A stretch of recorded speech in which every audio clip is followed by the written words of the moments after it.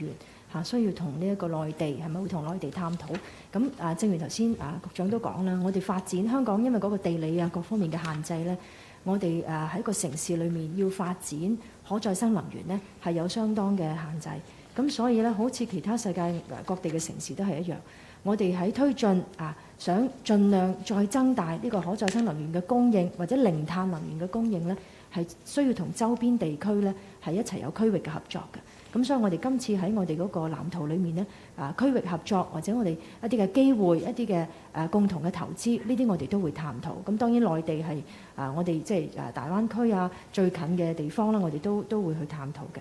咁至於你話能源嗰個組合咧，其實我哋嚟緊無論係2050或者我哋中期2035年啦，嗰個確實嘅能源組合咧係要睇多方面嘅因素嘅包括能源供應嗰個安全啦、嗰個可靠性啦、或者穩定啦、佢嗰個環保嘅表現同埋佢嗰個價格嗰個係咪我哋可以即係合理咁樣樣？呢幾方面係重要嘅考慮。咁我哋嘅政策咧就係我哋優先一定係大力去發展可再生能源，睇下我哋可以做到幾多。咁呢個方面我哋係作出咗個好進取嘅指標嘅嚇。咁你頭先提到核能，我哋而家大概咧係有1/4嘅燃料組合咧係輸入呢一個核電嘅嚇。咁佢係一個零碳能源。咁究竟我哋往後有啲乜嘢零碳能源嘅選項咧？頭先提到氫能電力公司都會試嘅。咁所以因為嗰個技術仍然喺度發展當中啦，我哋而家比較難準確估到嗰個燃料嘅組合。但係我哋都會按翻頭先我講嗰個4個大嘅原則到時咧去睇下點樣可以盡量將呢啲嘅石化燃料咧係減少，盡量去增加我哋低碳零碳能源嘅供應嘅。電費嗰度咧首先就算係現在大家睇到嗰個成個國際嘅形勢啦，嗰個油價咧都係非常之嗰個波動都係好大嘅，燃料費都係增加。咁但係喺未來當全球各個地區各個國家咧去邁向一啲更加清潔嘅能源咧，我哋估計咧或者係更多嘅投資喺呢啲嘅相關嘅發電機組咧，嗰個生產嘅成本咧係會有所上升嘅。咁但係呢一個成本嘅上升咧，亦都會因為嗰個技術嘅進步咧或者一啲廣泛嘅應用咧，又會可能會可以普及咁使用嘅。咁呢個所以我哋要睇，但係無可避免咧，可能個成本係會上升。咁但係我哋希望嗰個投資啦係能夠一個長線、長期分散嘅投資嚇。咁但係同時更重要咧，雖然嗰個能源嗰個叫做單位嘅成本咧係高咗，但係如果好似頭先局長講，全民市民或者係企業，大家都譬如用科技或者我哋改變生活習慣，做一個低碳嘅實踐低碳嘅生活盡量去節能減廢咁我哋喺呢度係可以慳到一啲嘅能源，亦都可以令到我哋嗰個要承擔個別嘅單位要承擔嘅電費咧，都未必會上升好多嘅。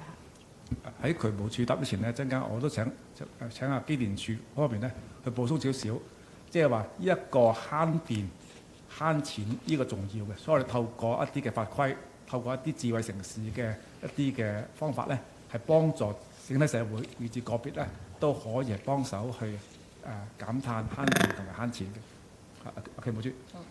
我哋渠務處咧，除咗定期我哋會檢查同清潔我哋嗰啲渠務設施之外咧，喺雨季前咧，其實我哋都會加強去檢查啦，同埋清洗啲雨水嘅渠道，確保咧我哋嘅排水系統咧都係運作正常嘅。咁但係雖然如此咧，但係有陣時候咧，我哋喺嗰個雨量嘅高峰嗰個時段咧，可能局部嘅地方咧嘅降雨量係超過咗嗰個排水系統嗰個承擔能力嘅。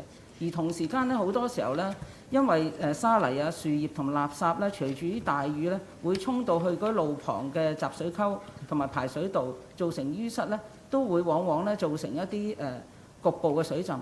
咁咁以今朝早嘅情況嚟睇呢，我哋當時呢已經即刻咧派遣我哋一啲清渠嘅小隊啊，同埋一啲應變小隊呢，去到相關有局部水浸嘅地方呢，去進行清理㗎啦。咁呢，可能短時間裏邊呢，其實都將嗰個水呢可以降低咗，而之後清理翻個現場，希望呢就可以正常咁運作㗎啦。唔該。因為香港嘅建築物咧，其實個用電量咧佔咗全香港總用電量嘅90%嘅，咁所以咧喺減低建築物對能源嘅需求呢方面咧係非常之重要，以達至我哋氣候行動藍圖裏邊所定嘅目標啦。咁我哋機電署咧都會積極執行推行一啲具體嘅行動，咁其中咧就包括咧我哋會持續進取咁樣咧提升對於一啲新建同埋既有嘅建築物嘅能源表現啦。另外咧，我哋都會推廣咧，利用一啲智能科技啦，去監控一啲機電設施嘅能源管理嘅情況。另外咧，對於住宅樓宇方面咧，我哋都會持續去檢討我哋一啲強制性能源標籤計劃裏邊涵蓋多啲電氣產品或者係氣體產品咁樣嘅。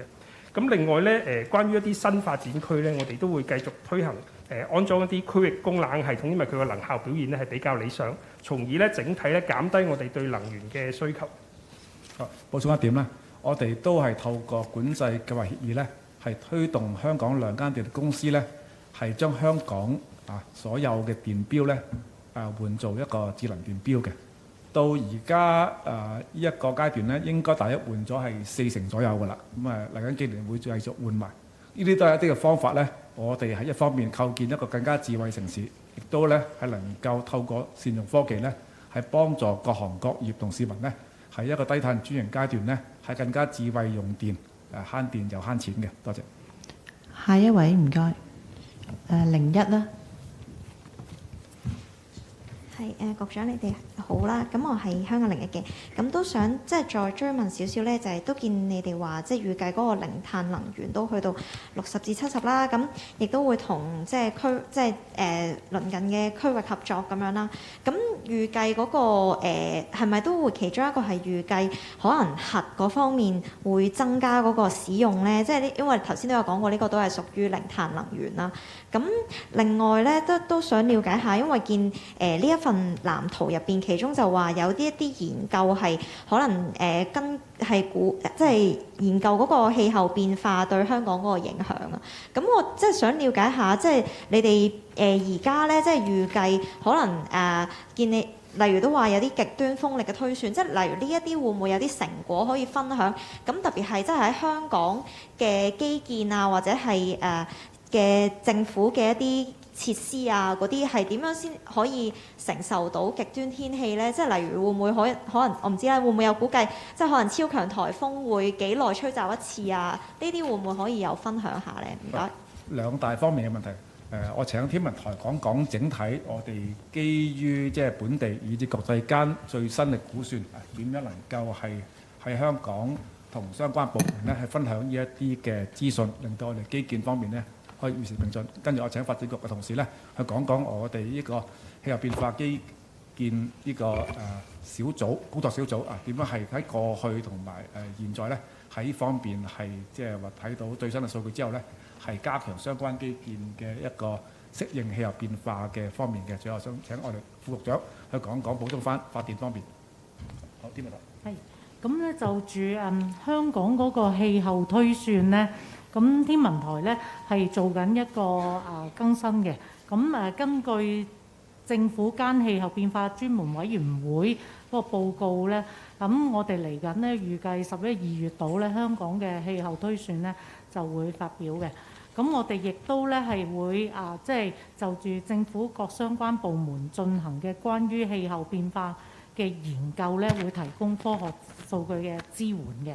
咁而至於話嗰個專門氣委員會咧，佢發表咗咧，其實未來嗰個氣候推算咧係好視乎嗰個全球碳排放嘅情景嘅。如果係一路係好高嘅碳排放情景咧，嗰個即係極端天氣所造成嘅影響咧，係會比起低碳嘅情景咧係嚴重比較多嘅。咁所以咧，點解我哋最後都要係加大嗰個力度減碳嚟到應對嗰個氣候變化？好，發展局係剛才局長提及嗰個氣候變化基建工作小組咧，其實我哋喺2016年開始咧就成立咗呢個小組咧，跟住咧就會協調咧各個公務部門咧喺適應氣候變化方面嘅工作嘅。至今咧已經統籌咗針對極端溫度啦、降雨啦、極端風暴潮啦同埋超強颱風嘅對重要嘅設施嘅影響係相關研究嘅。研究咧其實都做咗好幾項㗎啦。嗱，譬如研究香港重要政府基礎設施喺極端天氣之下嗰個抗疫嘅能力啊咁樣。咁呢個研究咧喺2017年就開始咗啦，其實喺舊年已經完成咗㗎啦。咁有呢個小組咧就將研究嘅經驗咧，亦都係分享埋俾其他公用機構啦、公用事業啦，例如中電啊、港燈啊、煤氣啊、港鐵咁樣。咁就貼咗咧個社會咧就整體提升基建設施嘅抗疫力嘅。咁另外一個研究咧就係嗰個研究極端溫度啊對政府設施嘅潛在影響。咁呢個研究咧亦都喺2018年展開。咁啊評估下呢極端溫度咧對主要政府設施嘅潛在影響啦，同埋探討喺基礎設施方面咧嘅可能嘅應對措施嘅研究咧都喺今年完成啦。咁相關嘅部門咧研究喺舊年完成咗嘅，相關部門咧而家跟進個研究嘅結果，咁啊檢視翻有關嘅設計標準啦，同埋手冊，咁預計喺今年年底起咧就陸續完成嘅。咁至於另外一個咧就係嗰個極端海平面嘅頻率嘅分析，咁呢個咧亦喺2019年就展開咗，咁就研究下咧喺極端海平面高度咧就進行一啲頻率分析啦，然後咧就更新從預期嘅設計參數嘅，預計咧呢個研究咧就會喺今年年底前完成。咁啊極端風力推算啦，亦都喺舊年展開咗嘅，推算下喺氣候變化之下咧，熱帶氣旋咧引致香港出現增加嘅極端風速，預計呢個研究咧喺出年完成嘅。另外咧就係超強颱風正面襲港嗰個敏感度測試，呢個亦都喺舊年展開咗。咁啊，模擬呢啲超強颱風咧正面吹襲香港嘅時候嘅所產生嘅極端風速同埋風暴潮啦，對重要嘅基礎設施咧就嘅潛在影響咧就進行呢個敏感度測試，咁以評估翻咧沿岸嘅重要嘅公共設施嘅影響。咁呢個研究咧，亦都預計喺出年完成嘅。咁另外咧，就係關於嗰啲譬如對排水啊、排水、建築物、海濱嘅構築物，咁我哋嗰個有咗個研究之後咧，亦都相應咧就將相關嗰個設計嘅標準咧就提升咗嘅。譬如咧，我哋提升咗海港工程設計手冊啦、雨水排放手冊啦、路面排水設施嘅設計指引啦，同埋政府樓宇排水設施嘅設計指引、斜坡排水嘅設計要求等。咁呢啲咧，我哋都係陸續做嘅，就視乎嗰個氣候變化最新嘅情況。有咗天文台最新嘅啲數據之後咧，我哋會不斷喺度更新。係我哋喺度講下嗰個零碳能源嗰個問題嘅。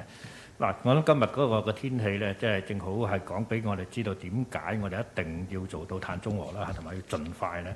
咁所以咧，我哋2035年呢，呢個咧60到70個百分點係零碳能源咧，呢個咧就唔係話我哋諗住買到幾多乜嘢零碳能源嚟到計推算出嚟嘅，而係話咧我哋去到2030，我哋希望一定減到我哋個碳排放係去到50%。喺呢個咁嘅情況底下咧，我推算翻出嚟就係咧零碳能源嗰個嘅比例咧，應該係需要去到60至70嘅百分點嘅。咁剛才咧阿 Milly 都有講到啦，我哋咧會從兩個方面咧去探討我哋點樣做到呢一樣。一個咧就係我哋本地我哋可以試用一啲嘅新嘅零碳嘅能源。我哋而家知道就係咧會有啲嘅氫能源咧係有得到，係可以能夠攞嚟做發電咧，可以係達到呢個零碳嘅效應嘅。咁所以電力公司亦都係公佈咗咧，佢哋會試驗咧用一個嘅氫嘅能源。咁第二方面就係咧，我哋希望同鄰近嘅區域合作咧，希望可以增加呢個零碳電力嘅供應咧，咁樣嚇。咁所以而家去到幾多，我哋係用一個嘅本地嘅幾多係我哋需要喺外邊輸入咧。而家我哋並未有一個確實嘅比例。正如阿 Milly 所講，我哋會考慮咧3個重要嘅因素，一個咧就係嗰個供應嗰個嘅可靠性即係咧，因為我哋電力唔能夠有時冇㗎嘛，可靠性。第二就穩定性啦即係我哋都知道，如果我哋有時斷電都唔得㗎嘛，個穩定性咧。第3樣咧就係咧嗰個嘅價格啦我哋都要考慮個價格。我哋攞呢3樣咧嚟到平衡咧，睇下我哋到時咧一個咩嘅比例咧係更加好。但係我留意到個具體嘅問題就話咧，我哋會唔會咧增加輸入呢一個嘅核電？核電咧都係一種嘅零碳能源。我哋好希望我哋嗰個嘅優先咧就擺喺咧可再生能源嗰度嘅。咁但係當然現階段咧因為我哋一定希望可以到時減到50%嘅碳咧，我哋能夠揾到啲乜嘢嘅零碳能源咧？而家我哋就而家嚟講就仲係探討之中啊嘛，所以我哋唔會排除咧即係增加核電，但係嗰個唔係我哋個優先嘅目標啦。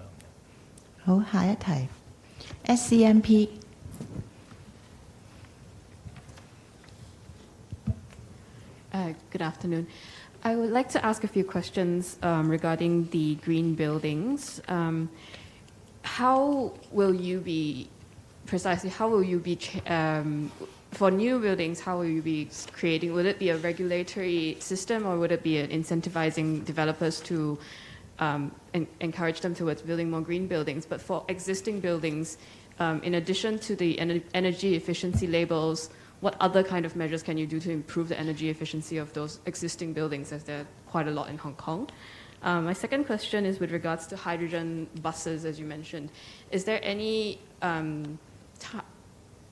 do you know where you will be importing the buses from at the moment? And if you're using hydrogen, will it be green or blue hydrogen? And that question also goes towards the fuel mix.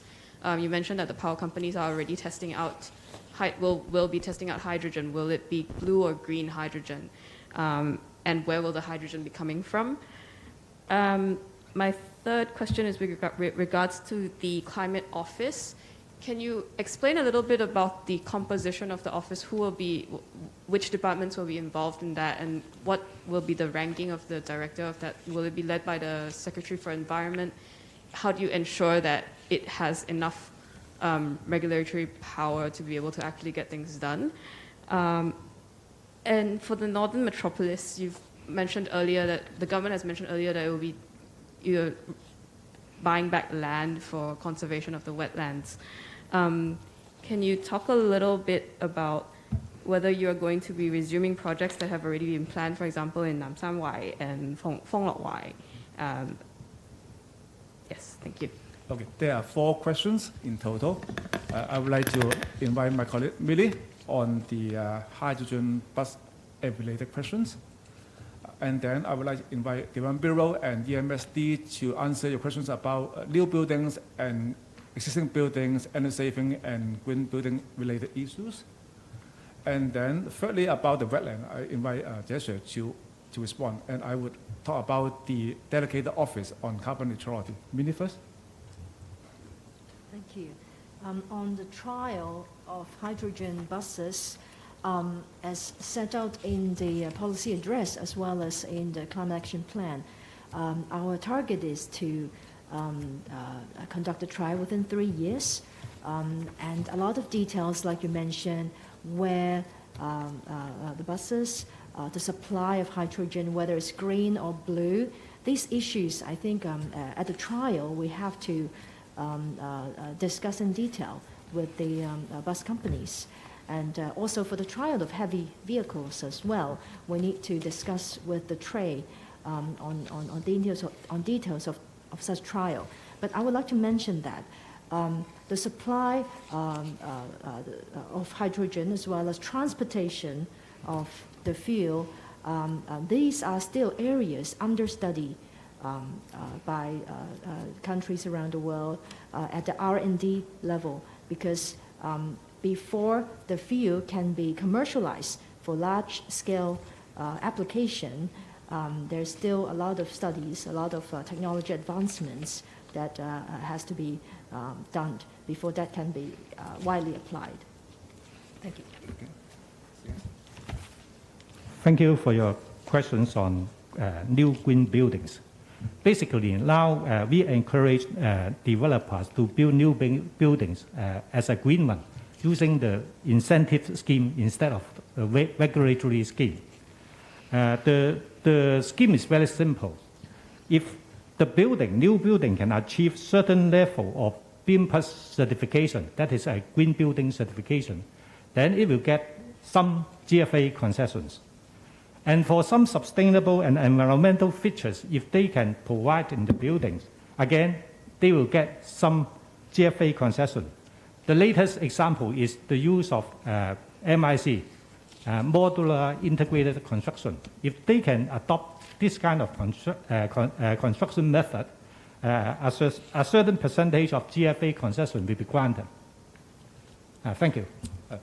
Before EMSD respond, I would like to also invite FSTB's colleagues to also add on that, because when Hong Kong is going to promote green finance, including green bond, one of the ingredients is related to green buildings, because developers and also even the government are using this green finance tool to promote this kind of development. So that would be different angles to talk about green buildings. So EMSD first and then FSTB.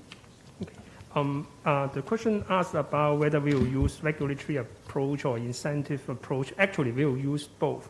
For the regulatory approach, we are looking after the Building Energy Efficiency Ordinance, and we will work closely with different stakeholders to explore whether we can add some high energy use buildings under the ordinance. For example, data centers, hotels, etc. And for existing buildings, currently, the ordinance requires buildings to conduct energy audit every 10 years. And we are exploring to make it more frequent, say 5 years. And after the audit, when there are some recommendations, energy management opportunities, we will also see whether we can mandate some building owners to carry out these energy management opportunities so as to improve the performance of the buildings. Okay, FSTB. Thank you, Secretary.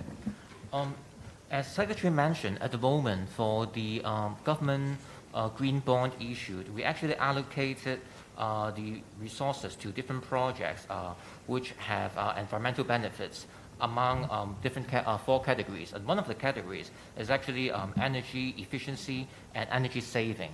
So in that aspect, certain public works which have impact on energy saving and energy efficiency will be covered and financed through that route. And I would also like to take this opportunity to share with you that in terms of the government green bond program, since it was established as a program, we already have issued 2 tranches respectively in May 2019 and also in February 2021 with a combined total of $3.5 billion US. And we are talking about oversubscription, and these 2 tranches were very well received by the global investors.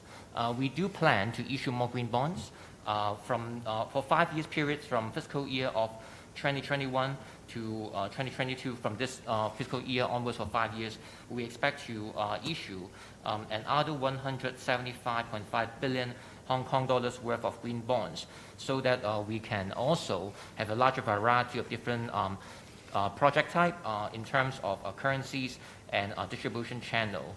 For this current fiscal year, we also plan to issue retail green bond as well, so that we can get the public to also participate in green finance, and they can also get a chance to purchase our government green bond as well. Thank you. All right. Well, on wetland, I think you know that, in the context of the Northern Metropolis Development, the CE has announced that a new proactive conservation policy to protect the wetland ecology in the northern area. Yeah. And the objective is that through government resuming gradually the private land within those wetland area, to form a new large continuous wetland region, consisting of several, I think at least 4 wetland parks, in order to conserve the area.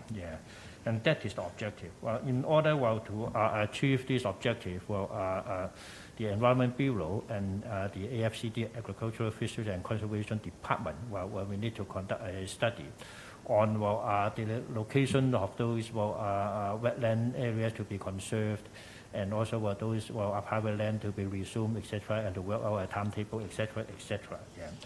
And before that is done, you mentioned about the potential developments in Phong Lok Wai and Nam Sang Wai, yes.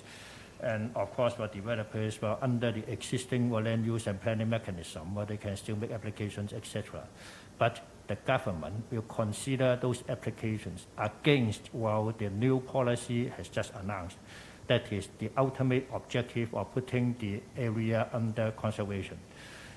And if those applications does not help achieve this objective, then it may not be approved, and that is the situation. Yeah. Okay, regarding the last question about the Office of Climate Change and Carbon Neutrality, I will refer you to the page 40 of the new plan.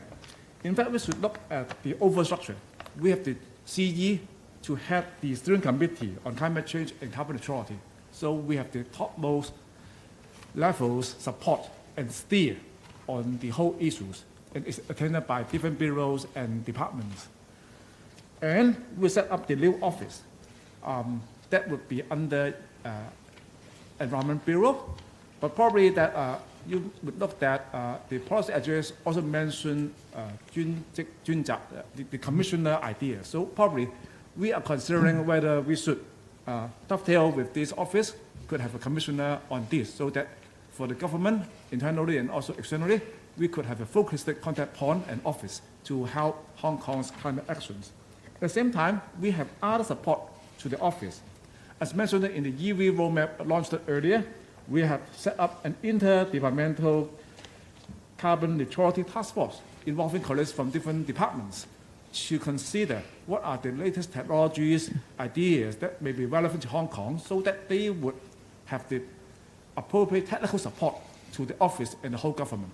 And last but not least, we would have the dedicated advisory committee, as mentioned earlier in the plan, that we would also have the liaison with the key stakeholders in Hong Kong, including young people. So that is kind of very good connector internally and externally, and also even locally and globally, so that we can, through this office, to strengthen our climate actions. Thank you. 由於時間關係，我哋問多兩個問題。RTHK。Few English questions. The first is, how will the 240 billion be used? Can you be specific, like how much on what sort of projects and what is the main focus? And second is, because an expert has suggested a carbon trading scheme to meet such goal of carbon emissions. So what do you make of it? And the third question is, would you say that it is a very ambitious goal overall, and what is the foreseeable biggest challenge? And the last question goes for Ms. Pang, because many places flooded today, so does it mean that we do not have enough preventive measures? And could we foresee flooding every time we have black rainstorm warning signals? Thank you. Okay, there are 4 questions in total. The first one, I would invite my colleague Millie to respond. Second one is about the carbon trading. Perhaps Joseph can help. The third is about the ambitious target, right? So I think Jessica can help to respond, and I can supplement. And lastly, about drainage. So DSD would respond. Millie first. Thank you. As set out in the policy address as well as in the climate action plan, we estimate that roughly in the next 15 to 20 years, the government will be investing a total of around $240 billion in all the mitigation measures as well as adaptation measures mentioned in the set out in the action plan. These cover areas include energy savings, for instance, the district cooling systems, installation of renewable energy systems, green transport, waste to energy infrastructure, or waste to resources infrastructure, and as well as adaptation projects such as shoreline strengthening or protection, slopes enhancements, as well as drainage systems, etc. So this is a ballpark figure, of course. Individual projects will be considered on its own merits and timetable. So this is a ballpark figure estimated for all these mitigation as well as adaptation measures. Thank you. Okay, thank you. Joseph? Thank you, Secretary. Well, in terms of carbon trading, absolutely, globally, we see demand on carbon trading to combat climate change. And Hong Kong, as a leading international financial center, we are well positioned, as always, to facilitate fund flow between the East and the West in order to achieve carbon neutrality. So actually, the cross-agency steering group actually, the full name is the Green and Sustainable Finance Cross-Agency Steering Group, which is formed by different government bureaus and also the financial regulators. We have set up a carbon trading task force, which will actually study this subject. And specifically, it will assess the possibility for Hong Kong to develop as a regional hub for carbon trading, and also to strengthen the cooperation within Greater Bay Area, as well as to explore the opportunities, be that with the mainland and also internationally, about different types of carbon trading markets. We expect that report to be completed in December this year. Okay, may I invite DSD to respond to the journalist question first before we respond? Yes. In combating the extreme weather, actually, DSD in recent years have strengthened our monitoring system. We have with the technological advancement, we have continuously strengthening the application of technology in the smart management of our drainage system. We will monitor the water levels of major rivers and channels and could have the real-time data sent to us for monitoring the critical situation. We have more than 140 locations which we can collect those tidal levels and water levels such that we can have a real-time monitoring of the overall situations of how the climate changes and also the flooding situations. But as mentioned this morning, part of the reasons for those local flooding incidents is because of the heavy rainfall during a short period of time, and also because of the blockage of maybe the roadside gullies. So we will have a further investigation after this incident to see what we can improve in local locations. So we will have some more improvement works, also review what has been happening this morning. Thank you. Okay. Well, on whether our targets are too ambitious, well, I have to say that, well, it's challenging for Hong Kong. Yeah. However, if you consider, well, the possible implications of climate change, I think, well, we can feel that one today. And if we look back, well, on the Typhoon Mangkhut, etc., yeah, that is something, well, we must, well, reduce, well, our carbon, well, to achieve carbon neutrality, well, as soon as possible. That is, well, I think something we must do. And therefore, well, first, well, we set up a target, well, to reduce our carbon emission by half by year 2035.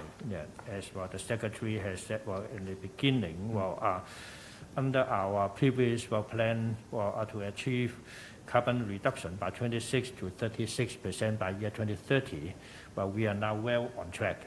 And therefore, well, that is something, well, we demonstrated to be, well, workable in Hong Kong. And therefore, we believe we're setting another target, well, to reduce it by half by 2035 should not be an impossible task. And I've explained that, well, by the half of, by year 2050, well, we have to achieve carbon neutrality together with other countries or other places in the world. At the end of the day, Hong Kong is an international city of China. We are obliged to do that, yeah. And of course, we have to overcome a number of issues, like the space constraint in Hong Kong, like the technological breakthrough, we have to invest in innovation and technologies. And as well as we need talent, and therefore we have to invest into training, manpower training, etc. And also we have to, through education and publicity, to make the whole society, the whole community to work together towards target. Yes, it's challenging, but it's something we have to work together to achieve. Yeah. And the last concern is about cost. Will it be too costly? Actually, what Billy has briefly mentioned. Yes, we look at the electricity production cost. I think people expect that it will increase. However, at the same time, we can reduce our energy consumption, our electricity demand through energy saving. Like the LED lamps, if you change your lamp to LED, you can save for over 90% of the energy consumption. If we switch to, say, a refrigerator or air conditioner with what we call inverter technology, it can reduce our electricity consumption by 30% to by half. Yeah. And therefore, through energy conservation, you can reduce our electricity bill, even if the unit production price of the electricity may have gone up. Yeah.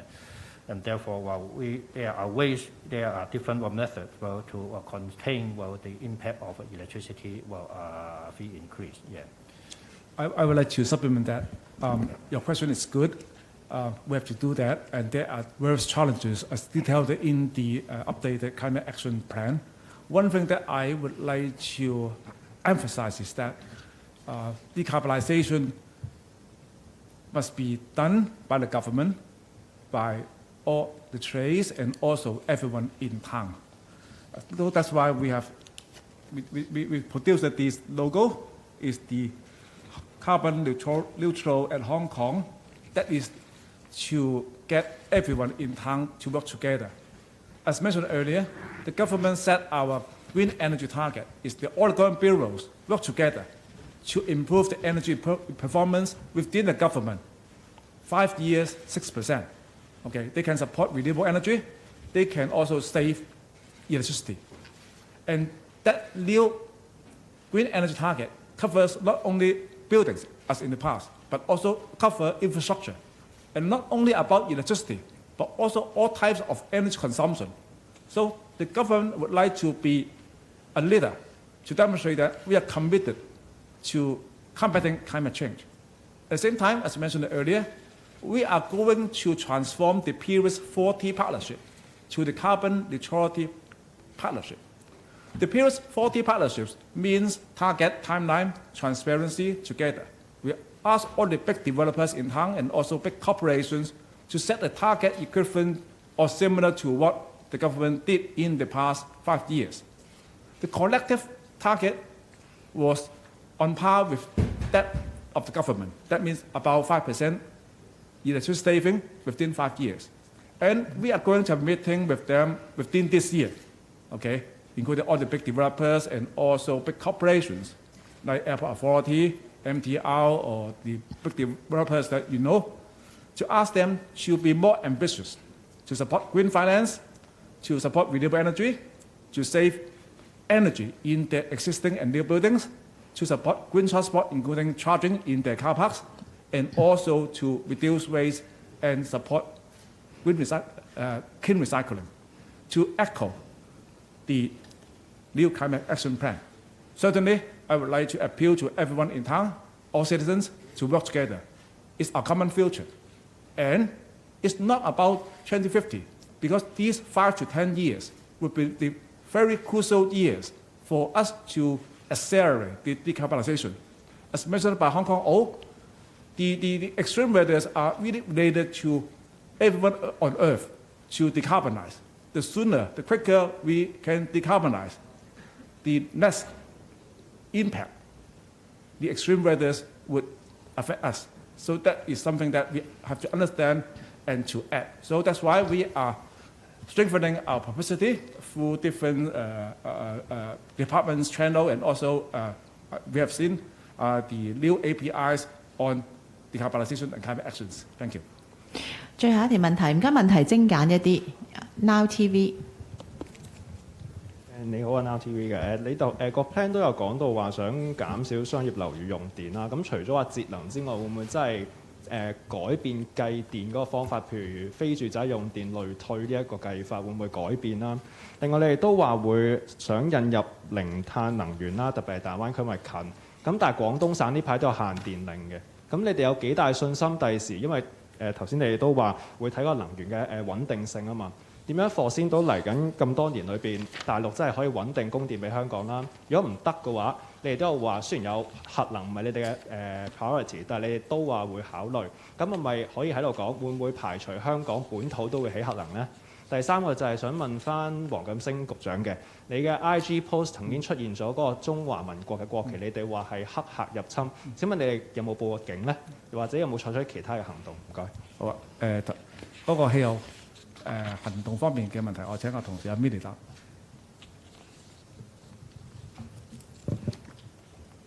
係就住嗰個頭先你問關於嗰個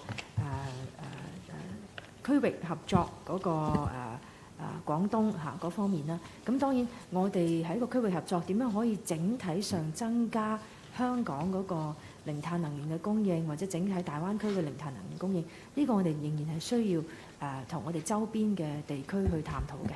咁所以我哋係頭先講過啦，好多個商討我哋係要進行嘅咁樣嚇。咁至於嗰個商業樓宇嗰個點樣去節能嗰方面呢，或者我請翻機電署嗰個處長去關於商業樓宇呢，我哋而家都會用一個市民大眾比較易明嘅單位啦，用電量咁去量度佢嗰個能源表現咁樣嘅。咁當然唔同嘅地區可能因應佢個情況咧，會用一啲唔同嘅單位嘅。我哋有需要嘅時候咧，都可以做一啲轉成另一個單位去方便去解説咁樣嘅。